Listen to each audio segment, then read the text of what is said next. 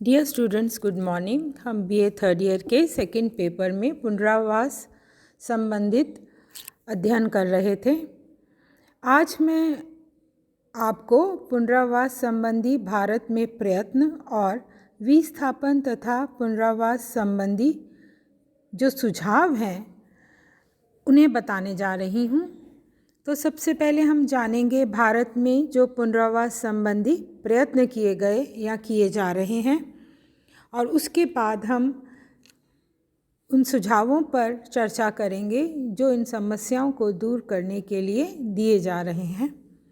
तो सबसे पहले जानिए भारत में पुनर्वास संबंधी प्रयत्न।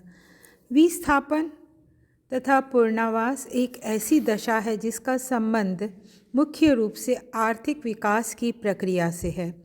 भारत में स्वतंत्रता के बाद तीसरी पंचवर्षीय योजना शुरू होने के समय 1961 में जब बुनियादी उद्योगों की तेजी से स्थापना करने के साथ ही परिवहन के साधनों का विस्तार होना शुरू हुआ, तो पहली बार देश के विभिन्न क्षेत्रों के विस्थापन की समस्या भी तेजी से बढ़ने लगी, और इसके फलस्वरूप कुछ राज्य सरकारों जैसे कि मध्य प्रदेश, महाराष्ट्र, कर्नाटक द्वारा विस्थापितों के पुनर्वास के लिए राज्य स्तर पर ही नीतियां बनाना आरंभ की गई।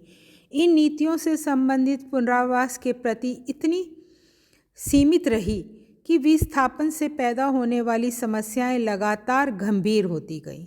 फलस्वरूप केंद्र सरकार द्वारा सबसे पहली बार फरवरी 2004 यानी 2004 में एक राष्ट्रीय पुनर्वास नीति की घोषणा की गई, जबकि इस नीति का संबंधित राज्य सरकारों को केवल इस नीति का जो संबंध था वह केवल राज्य सरकारों को कार्यकारी दिशा निर्देश देना था तथा दिशा निर्देश देना था राज्य सरकारों को। इस नीति में मुख्य प्रावधान ये किया गया कि यदि मैदानी इलाकों के किसी एक ही क्षेत्र से 500 परिवार अथवा पर्वतीय और जंगलीय क्षेत्रों से 250 या अधिक परिवारों का विस्थापन होता है, तो उनके लिए पूर्ण आवास के लिए त्वरित और संगठित प्रयत्न किए जाएं। इस नीति के प्रभावी न होने की दशा में केंद्र सरकार द्वारा सबसे पहले 31 अक्टूबर 2007 में एक व्यापक राष्ट्रीय पुनर्वास एवं पुनर्स्थापना नीति घोषित की गई। वर्तमान में यही नीति वह आधार है जिसके अनुसार सरकार द्वारा पुनर्वास संबंधी विभिन्न प्रयत्न किए जा रहे हैं। एक सिद्धांत के रूप में राष्ट्रीय पुनर्वास और पुनर्वास नीति 2007 के अंतर्गत ये प्रावधान किया गया कि किसी भी क्षेत्र में विकास का कार्य इस तरह किया जाए जिससे बड़े पैमाने पर होने वाले विस्थापन को यथासंभव कम से कम किया जाए। इसके अतिरिक्त विभिन्न परियोजनाएं उन क्षेत्रों में स्थापित की जाएं जहां की भूमि बंजर है और असिंचित है, यहाँ मतलब सिंचाई नहीं हो सकती है। जिन क्षेत्रों में बहुफसलीय कृषि की जाती है तथा सिंचाई के साधन पर्याप्त मात्रा में उपलब्ध हैं, उनका अधिग्रहण कम से कम किया जाए। यदि किसी क्षेत्र में विकास परियोजनाओं के कारण जनजातीय लोग विस्थापित हो रहे हों, तो वहाँ एक सुविचारित जनजातीय विकास योजना को पूरा लागू करना आवश्यक है। और इसके साथ ये भी प्रावधान रखा गया कि यदि किसी समूह या समुदाय का विस्थापन अनिच्छिक, एक होता है ऐच्छिक और होती है एक अनिच्छिक है, यदि विस्थापन हो तो पुनर्वास की व्यापक व्यवस्था के द्वारा उसका समाधान किया जाए। अब मैं इस संबंध में आपको जो भारत में पुनर्वास संबंधी प्रयत्न किए जा रहे हैं, दो महत्वपूर्ण और बातें बताने जा रही हूँ। एक तो पुनर्वास तथा पुनर्स्थापन आयुक्त को नियुक्त करने का जो प्रावधान है उसके बारे में बताऊंगी, और दूसरा जो मुआवजा यानी जब अधिग्रहण किया जाता है भूमि को और जिन लोगों को विस्थापित किया जाता है उनको उसके बदले में मुआवजा दिया जाता है, तो उस संबंध में जो नए जानकारी है, जो नई प्रावधान है वो क्या है उसके बारे में बताऊंगी। तो सबसे पहले बता रही हूँ पुनर्वास तथा पुनर्स्थापन आयुक्त को नियुक्त करने का जो प्रावधान है वो किस प्रकार है। पुनर्वास नीति के अंतर्गत प्रत्येक राज्य में एक पुनर्वास तथा पुनर्स्थापन आयुक्त को नियुक्त करने का प्रावधान किया गया है, जिसका कार्य समुचित एजेंसी के माध्यम से ये देखना होता है कि विस्थापित परिवारों में प्रत्येक परिवार में एक व्यक्ति को रोजगार के अवसर उपलब्ध कराए जाएं। उसके द्वारा ये भी देखा जाएगा कि उस जो आयुक्त है उसके द्वारा ये भी देखा जाएगा कि विस्थापन के फलस्वरूप प्रभावित क्षेत्र में लोगों को सामाजिक रूप से क्या क्षति पहुंची है। यदि विस्थापित लोगों को कानून में उल्लेखित सुविधाएं प्राप्त नहीं हो पाती हैं तो प्रभावित लोगों को आयुक्त के सामने अपनी शिकायत रखने का अवसर दिया गया है। आयुक्त का ये भी दायित्व है कि वह पुनर्वास संबंधी सुविधाओं का निरीक्षण करे, उनका मूल्यांकन करे और रिपोर्ट राज्य सरकार को प्रस्तुत करे। पुनर्वास की प्राथमिकता में मैदानी क्षेत्रों में सामूहिक रूप से 500 की जगह 400 परिवारों तथा जनजातीय और पर्वतीय क्षेत्रों में 250 की जगह 200 परिवारों का उल्लेख किया गया है। ये व्यवस्था भी की गई है कि राज्य सरकार द्वारा विस्थापित लोगों के पुनर्वास के लिए एक अधिसूचना जारी करके किसी भी क्षेत्र को पुनर्स्थापना क्षेत्र के रूप में घोषित किया जा सकता है। ये भी आपका जानना ज़रूरी है कि सरकार द्वारा ये भी व्यवस्था की गई है कि प्रत्येक उस विस्थापित परिवार जिसके पास अपना घर हो तथा उसका घर अधिग्रहण के अंतर्गत आ गया हो, उसे ग्रामीण क्षेत्र में अधिक से अधिक 250 वर्ग मीटर तथा शहरी क्षेत्र में 150 वर्ग मीटर तक का क्षेत्र आवास के लिए दिया जाए। और यदि प्रभावित परिवार गरीबी रेखा के से नीचे है तथा उसके पास कोई स्थायी आवास नहीं है तो उसे ग्रामीण क्षेत्र में कम से कम 100 वर्ग मीटर तथा शहरी क्षेत्र में 50 वर्ग मीटर स्थान उपलब्ध कराया जाए। खेती करने वाले प्रभावित परिवारों को, जो लोग खेती करते हैं, यदि उनका परिवार इससे प्रभावित हो रहा है तो कृषि भूमि के बराबर भूमि दूसरे स्थान पर आवंटित करने का प्रावधान रखा गया।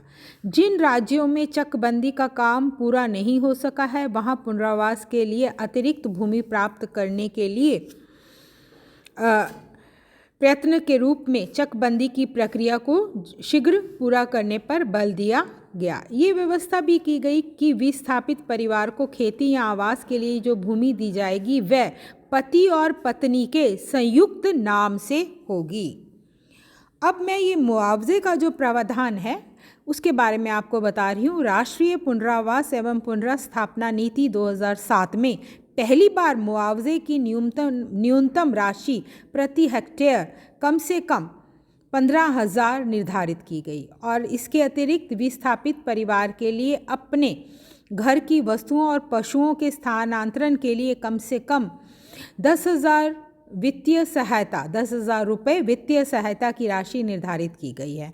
नीति के अध्याय 7 के अंतर्गत ये भी व्यवस्था की गई है कि विस्थापित व्यक्ति को स्वरोजगार के लिए विभिन्न उद्यमों से संबंधित तकनीकी और व्यावसायिक प्रशिक्षण की सुविधाएं निःशुल्क उपलब्ध कराई जाएं। किसी क्षेत्र में सामूहिक विस्थापन की दशा में राज्य सरकार का ये दायित्व निर्धारित किया गया कि पुनर्वास के लिए जो क्षेत्र निर्धारित किया जाए उसमें जल की निकासी, सफाई, पीने के शुद्ध पानी, पशुओं के लिए पेयजल, सामुदायिक तालाबों, चारागाह की व्यवस्था करने के साथ सामुदायिक स्वास्थ्य केंद्र की भी स्थापना की जाए।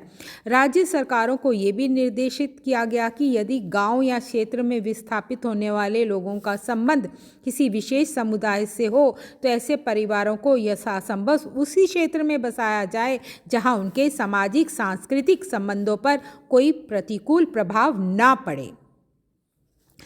नीति के प्रावधानों की भावना के अनुरूप अनेक राज्य सरकारों ने अपनी पुनर्वास नीति में समय समय पर संशोधन भी किए हैं।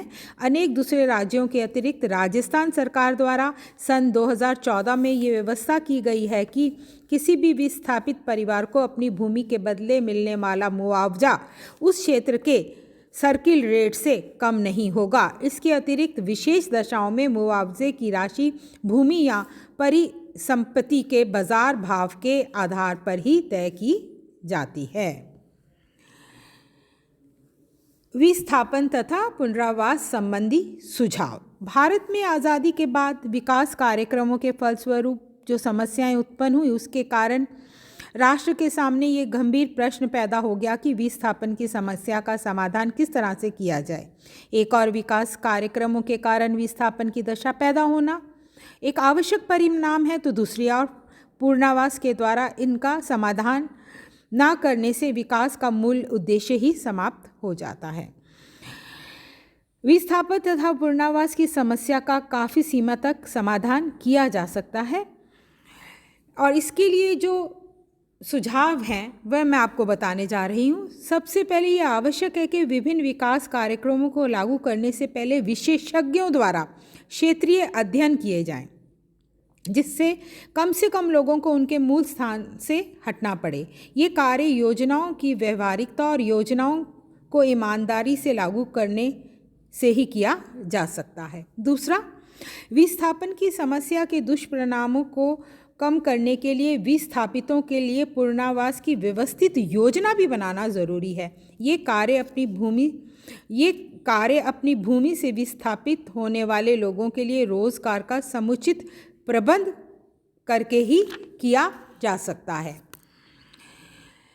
अनुभव से ये भी स्पष्ट होता है कि जब बांधों के निर्माण, सड़कों के निर्माण, कारखानों की स्थापना के लिए जिन लोगों को अपनी भूमि से वंचित होना पड़ता है और उन्हें भूमि के मुआवजे के रूप में नकद राशि दी जाती है, तो ये नकद राशि देना बहुत अव्यवहारिक है। ऐसी राशि का आमतौर पर दुरुपयोग होता है। मुआवजे की जगह यदि विस्थापितों के लिए आवास तथा रोजगार की व्यवस्था की जाए तो विस्थापितों के परिवार अपना जीवन यापन सरलता से कर सकते हैं।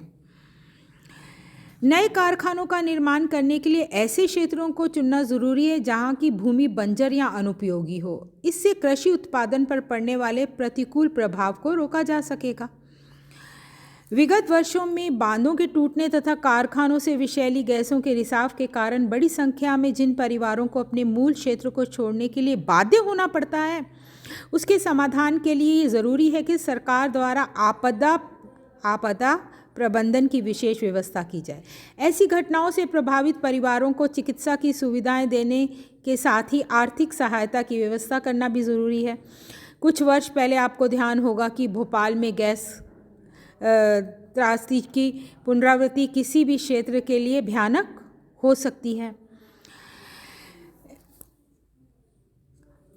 औद्योगिकरण आर्थिक विकास के लिए ज़रूरी है, लेकिन औद्योगिकरण के लिए एक संतुलित नीति से विस्थापन की समस्या को कम किया जा सकता है। इसके लिए ज़रूरी है कि किसी एक क्षेत्र में ही उद्योगों का केंद्रीकरण ना हो। उद्योगों का विकेंद्रीकरण करने से विस्थापित परिवारों को रोजगार के अवसर आसानी से उपलब्ध हो सकेंगे। युद्ध और आतंकवाद से उत्पन्न होने वाले विस्थापन के लिए सरकार को विशेष रूप से जागरूक रहना ज़रूरी है। इस बारे में अभी तक सरकार की नीति बहुत अस्पष्ट और अव्यवहारिक रही है। इस तरह के विस्थापना का कूटनीतिज्ञ स्तर पर समाधान करने के साथ ही ये ज़रूरी है कि हर दशा में विस्थापितों को उनके मकान, संपत्ति और आय के साधनों से वंचित ना होने दिया जाए। जनजातियों और पर्वतीय क्षेत्रों में रहने वाले समुदायों में विस्थापन की समस्या को रोकने के लिए वन नीति को व्यवहारिक बनाना बहुत ज़रूरी है। वन संरक्षण के नाम पर जनजातियों को जंगलों से जड़ी बूटियां एकत्र करने से रोकना उचित नहीं है।